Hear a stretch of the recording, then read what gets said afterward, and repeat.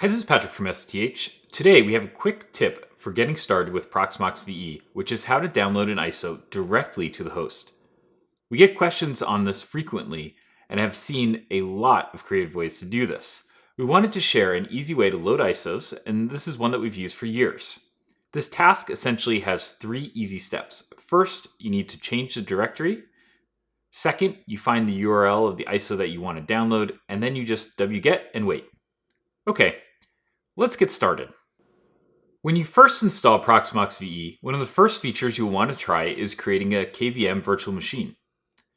As you progress through the VM creation menus, one of the first snags you will hit is that you need to have an ISO for installation media.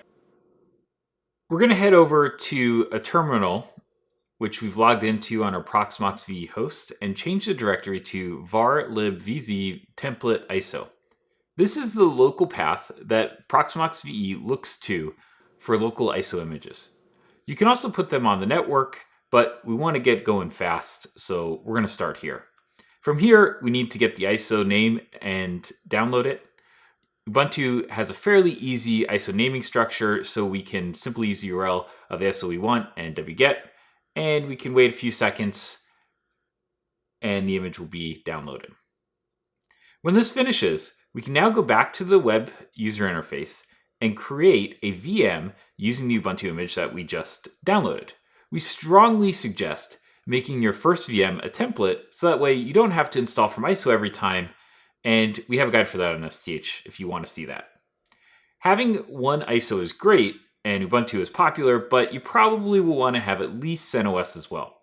Here we can go to the CentOS webpage, select a mirror, and in this case, we are going to give a shout out to Quadranet for hosting the LAX mirror.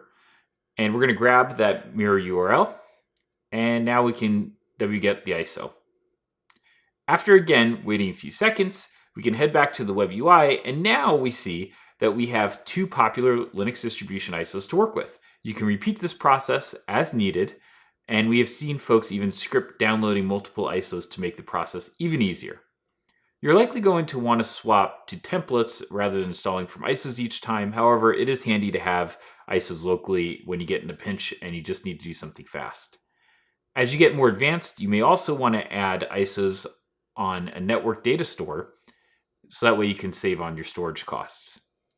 As you get started with Proxmox, this is an easy way to clear the first hurdle for making VMs. Thank you for watching.